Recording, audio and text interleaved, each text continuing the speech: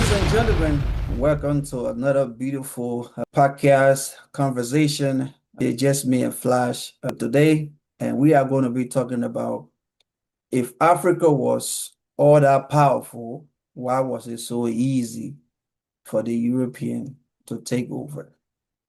We want to try to go back and look into that. And then we are also going to try to discuss about why is the West so afraid for us to unite? And we're going to be talking about that a little bit, and we'll talk about other topics, but mainly those are some of the focus. And I mean, we'll try to stay, to stay on topic. It's just a both of us, so I'm pretty sure we can. Yeah, So, I think today, if just with the two of us, we might yeah, have an easier time, staying on topic. yeah, stay on Not to say topic. that we So, can't, because our colleagues aren't here. They have family things going on right now, and right, we've always said that family comes first. So, definitely. they're handling it. I mean, even I had my own little thing at the beginning, but it's Yeah, better now. So, we had a lot of people out there, basically. They are in denial of a lot of things, and right. we are going to be shining light on some of those things. So, Flash, let's get into it. Tell me, if Africa was all that powerful, we had all this technology, we had all the kings and queens, and we had all the warriors, we had all the resources. We're way ahead of everybody when the European was in cages. We were actually doing surgery. We're advanced, we're melting metal to make weapon, to make bow and arrow, to do all of that. So if we're all that powerful, why was it so easy for them to just come in and take over?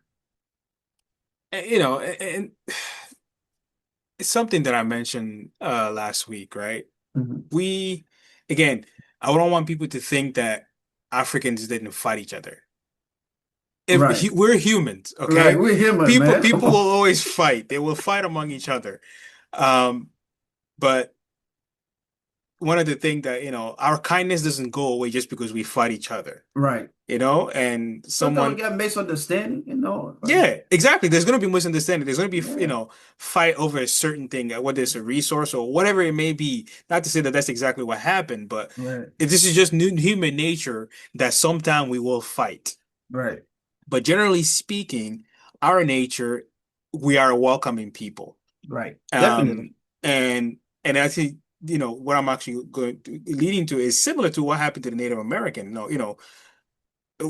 They come to the land of Africa, and the first thing we say, hey, how are you doing? Welcome to our home. Do Right. you want food? You want all these things and stuff. And Right. then, you do all that, and of course, the next thing you know, you're got a gun to your head and say, hey, it's over. We're Yeah. gonna first of all take some of your people and send them overseas so they can work on our farms or whatever. Right. And Oh, then, wait, oh, they'll be like, oh, we have the land. There's a lot of gold here, so about to dig this.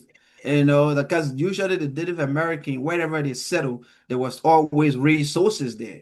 There right. was either gold, there was either diamond, there was either oil. You Yeah, know what I'm saying? But yeah. anyway, go ahead. Yeah, no, no, yeah. So with all that, and then of course, they do a lot of survey. There's a map. It's the name of it essentially is given to the map is how the West sees Africa. Right. And when you're seeing in the map, you have oil, you have gold, diamond, bauxite, minerals, all sorts of things and stuff. Right. Because they don't see people there. They see resources, you know? Definitely. And that's to this day, that's how they see Africa. So, Hmm. of course, so when they came, we welcomed them and then they decide to take over. And then the next thing is, oh, let's split all these lands among each other. Right. And then that's why we all speak different languages, Right. different Western languages. Right. I speak French right next door. Sierra Leone speaks English, Right. and then you have Guinea-Bissau where they r- speak Portuguese, and then Cape Right. Verde, which is an island of Africa, where they Right. also speak Portuguese, and then you got places where they speak Spanish, all sorts Right. of all European languages, Right. and yet none of them look European. And then so. And it's, sometimes you'll see, okay, well, there's a French country here, but then there's a French-speaking African country here because they were colonized by either the French or Belgian. But then there's Right. another one over there, maybe about, you go from West Africa to Central Africa or West Central Africa Or east or or north. East, you It's know. all different. Yeah. It's So imagine just people sitting at a table, just say, okay, you take this, I take that, you take this, I take that. And, so that's how it happened. And the fact is, like, we always talk about slavery happened here, but the Africans were colonized. No, Africans were also enslaved. Some of the locations in Ghana. And, it shows you all the different things. There's even a label where it says, you see the word slave. right. And the fact that they actually kept those places intact I think, is super important because Right. anybody It's who goes important. around doubting that these things happen, They they will can go see it. see it for themselves to say, oh, wow, slavery was not just in America. No. Slavery was not just in Europe. Slavery was also in Africa. It may not have been in every single colony, but many of the colonies also had slaves. And honestly, think about it. If a person comes to your world and decide that, okay, they're going to govern over you, maybe, yeah, you're not being whipped all the time, but you're going to tell me that they're not potentially going to do that over time, especially if they're trying to get you. And also think about it. Who is actually taking those resources that they were stealing to get it on the Exactly. boats to get it to Europe? It was Exactly. us. It It was was our us, yeah. people. The So diking the diamond, yeah, the gold, you know. So to this day, I mean, you go see little kids in the hole and stuff digging up gold, and then France takes that and then take it to America. I say, oh, look, I yeah, mean, took it to France, and then, oh, look at all the gold we have. And yet, and I was talking to you earlier about the fact that France has uh the fourth largest gold reserve in the world, and yet they have no gold mines. that is crazy. They have no gold mines, That and is yet they so have the fourth. we all know where it came from. And then you wonder why all of them are so trying to, first of all, kill Ibrahim Traore and basically get rid of anybody who has decided to kick them out. I Right, think we were talking about the fact that Ivory Coast, Niger, Mali, and now Chad has kicked them out of their countries, right. kicked their military out to say, you know what, goodbye, and close the bases that they have there. And First of all, Morocco is on it too. yes, there you go. And Morocco, by the way, people don't realize that Morocco was also colonized by the French. They speak French for a reason. Yeah, They don't just speak Arabic. And not to go on a tangent, one of the things I always hear people say, oh, well, those African people are lighter. There was actually a whole process to try and make people lighter in Africa. Those are the exactly. people in North Africa. That's actually why those people are lighter than the rest of us. Right. Okay, there was a whole process, and it was working. Clearly, you see it today. They are much lighter. But again, that like you were talking about a video where the guy was saying that, oh, those people that are in North Africa that are white are not Hmm. Africans. Egyptians are not African. I'm sorry. Do you know where Egypt is? Yes, it's in Where? North Africa. Okay, stop. Yes, They're they not are. African. Like, if he can trace it back, first of all, anybody you do a DNA test, whether you're white, you've been in Europe forever, you will find some type of African DNA in there. We Right. all have it. We just happen to have a lot more in of it than the Exactly. rest of them. But, there's a reason why it is said that life started in Africa. It is where everything started. Right. Um, but just to come back to what I was saying earlier, we are a kind people. We welcome them, and that was a mistake we did. We should have just been on alert the whole time to say, we don't know who you are. So stay right there. Let's see what's going on here first. Right. Or go But back. or go back, exactly. But unfortunately, and the other thing is, like, Africa is not even what Africa used to be called. Cue the clock. It's time for a quick history lesson. Picture this, a land rich in culture, heritage, and civilization. Welcome to Alkebulan, the ancient name for Africa. Rewind to the dawn of civilization. Africa was known not as Africa, but Alkebulan, a term of deep historical significance. This title, bestowed and used by the Kemetic people, the Nubians, and the Carthaginians, translates to Mother of Mankind, or Garden of Eden. Alkebulan was a beacon of knowledge, a hub of trade, the cradle of humanity. It was a land of pharaohs, pyramids, and great Zimbabwe long before colonization painted it with a different brush. From the sands of time, Alkebulan whispers tales of glory, resilience, and wisdom. A legacy, a history, a story waiting to be told. So next time you think of Africa, remember, its roots run deep into Alkebulan. Yeah. It was named by Europeans. think about the country Ivory Coast, okay? It borders both my country, Ibrahim Traore's country, Burkina Faso. Burkina Faso. Yeah. And that's actually where Americans have been, trying to get this guy unalive him, basically, because clearly Ivory Coast is they're in the pockets of Americans, Right. of the West in general. And Ivory Coast is called, the coast of ivory. Basically, that's where they were getting ivory from, elephants Yeah. and stuff. Yeah. Well, Elephant. Yeah. yeah. And then, but, just like every other African country, they also have a lot of other resources like diamonds and gold and stuff like that. Hmm. And right now, they're willing to give it up to the West, not for their own people, to the West. Now, they're a little bit more developed than other countries out there.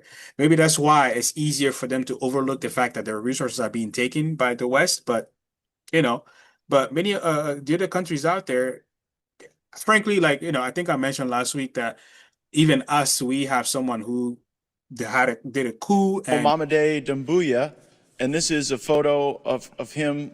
Did we train and equip him in Guinea? By name.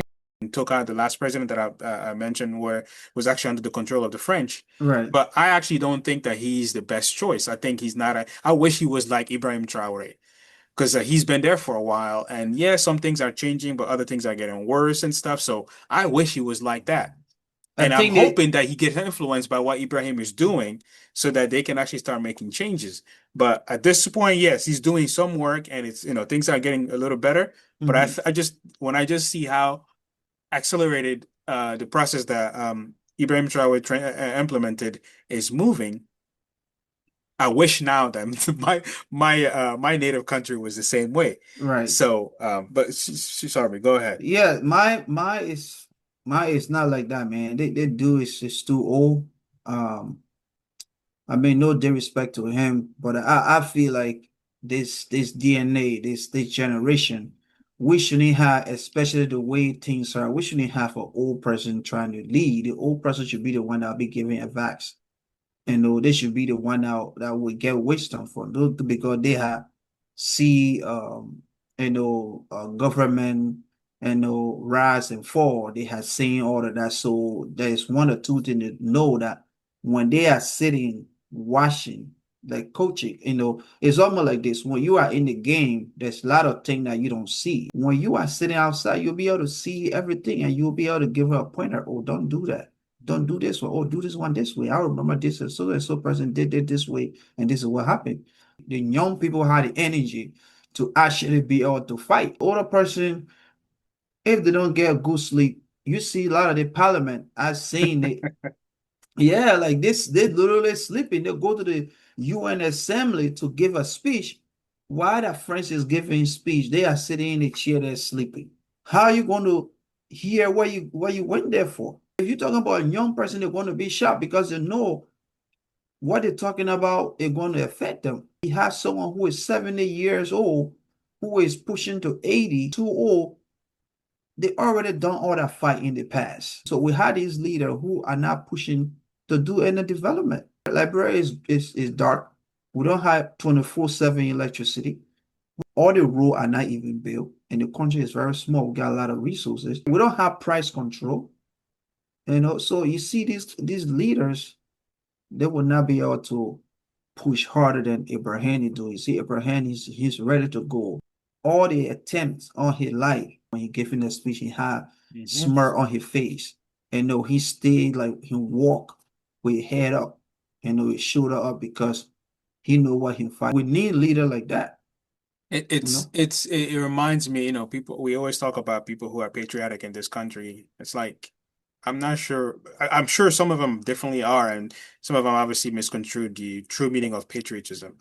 But and one of the things, given all the attempts that they've had on his life, I'm thinking, God forbid they get him, but if they were to get him by some chance, I don't think that they would realize what they're doing, because the people No. are not going to take it. If you look at some of the things that he has done right now, right? Do you In know three what will years, happen? Do you know what will happen in Africa? dude, If that happened to it, even in the USA, dude, I seen a lot of, black American in this country going on social media and say, Let us support this guy, man. The city they did to Malcolm, the city they did to, that the king, they start naming people. The city they did to, Sankara, the city they did to Cabral, they naming all these people. Everybody's doing their research and actually looking at the true history. You know Yeah, what? One of the things I was thinking the other day, and this might deviate a little bit, but isn't it interesting how where we are today since this current administration started, or even before him, like, if you could look at places like Florida where literally they're banning books. Latest to be pulled for review, a book about baseball legend Roberto Clemente. A passage in Roberto Clemente, Pride of the Pittsburgh Pirates, references the racism he faced in the U.S. The attempted banning of books here in America. 4 of the 10 deals specifically with race and racism. They don't want to teach true Black history anymore. right. People don't even know that the GPS was created by a Black person in America. Right. Refrigeration, like on the go, like, you see these big trucks, driving, hundreds of miles and stuff with cold stuff in it and be staying Right. refrigerated. That was a Black person. Yeah, the reefer.